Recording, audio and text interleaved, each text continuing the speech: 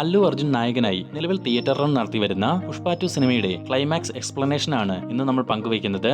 അതായത് പുഷ്പയ്ക്ക് ഒരു മൂന്നാം ഭാഗം ഉണ്ടാകുമോ, ബൻവർ സിംഗ് ഷെഖാവത്തിന് എന്താണ് സംഭവിച്ചത്, ചിത്രത്തിന്റെ ക്ലൈമാക്സ് ബോംബ് ബ്ലാസ്റ്റിൽ പുഷ്പരാജ് മരിച്ചു കാണുമോ, ഇതിനെല്ലാമുള്ള സാധ്യതകൾ എത്രമാത്രമെന്ന് പരിശോധിക്കാം. പിന്നെ എടുത്തു പറയാനുള്ളത്, പുഷ്പ 2 കാണാത്തവർക്ക് ഈ ഒരു വീഡിയോ സ്പോയിലർ ആവാൻ സാധ്യതയുണ്ട്.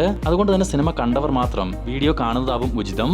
ഓക്കെ, നമുക്ക് വീഡിയോയിലേക്ക് കിടക്കാം. പുഷ്പ ദി റൂൾ അല്ലു അർജുനെ നായകനാക്കി സുകുമാർ സംവിധാനം ചെയ്ത് കഴിഞ്ഞ ദിവസം തിയേറ്ററുകളിലേക്ക് എത്തിയ ഒരു പാനിന്യ ബ്രഹ്മാണ്ഡ സിനിമയായിരുന്നു പുഷ്പ ദി റൂൾ. ആദ്യം തന്നെ പറയാനുള്ളത്, എനിക്ക് ഈ സിനിമ ഒരു ആവറേജ് അനുഭവമാണ് സമ്മാനിച്ചത്. ഇന്റർവെൽ വരെ അല്ലുവിന്റെയും ഫഹദിന്റെയും ഷോ ഓഫിൽ ശരിക്കും എൻജോയ് ചെയ്ത് കണ്ടെങ്കിലും ഇന്റർവെലിന് ശേഷം പാസമഴയിൽ ഗതികെട്ട അവസ്ഥ കണ്ടു തീർക്കാൻ പെട്ട പെടാപ്പാട് ഒരിക്കലും മറക്കാൻ സാധിക്കില്ല. ഇനി സിനിമയുടെ ക്ലൈമാക്സിലേക്ക് വരികയാണെങ്കിൽ, പുഷ്പ തന്റെ ചേട്ടന്റെ മകളുടെ കല്യാണത്തിൽ പങ്കെടുക്കുന്ന ആ ഒരു സമയം തന്നെ വില്ലന്മാരെല്ലാം ഒരു മീറ്റിംഗ് കൂടുന്നതായി കാണിക്കുന്നുണ്ട്.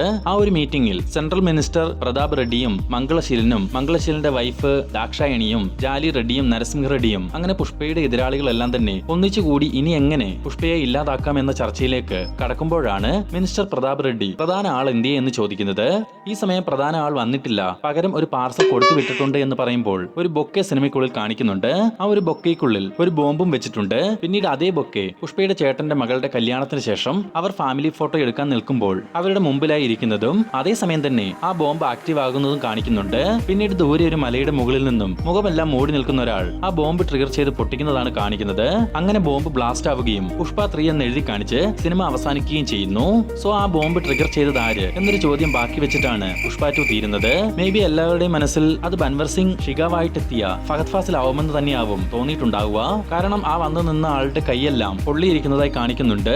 സിനിമയ്ക്കുള്ളിൽ അതിനു മുമ്പ് തന്നെ ഫഹദ് ഫാസിലിന്റെ കഥാപാത്രം പുഷ്പയോടുള്ള തോൽവി അംഗീകരിക്കാനാവാതെ ആത്മഹത്യ ചെയ്യുന്നതായും കാണിക്കുന്നുണ്ട്. അങ്ങനെ ആത്മഹത്യ ചെയ്തതിലൂടെ പോലീസ് ഡിപ്പാർട്ട്മെന്റിന് മുന്നിൽ പുഷ്പയുടെ ചരക്കുകളെല്ലാം പിടിച്ചെടുത്ത ഒരു പോലീസ് ഓഫീസർ എന്ന ഇമേജ് ബൻവർ സിംഗ് ഷെഖാവത്തിന് ലഭിക്കുന്നുണ്ട്. പുഷ്പയുടെ അടുത്ത് തോറ്റെങ്കിൽ പോലും ഒരു പോലീസ് ഓഫീസർ എന്ന രീതിയിൽ ബൻവർ സിംഗ് ഷിഖാവത്ത് വിജയിച്ചു തന്നെ നിൽക്കുകയാണ്.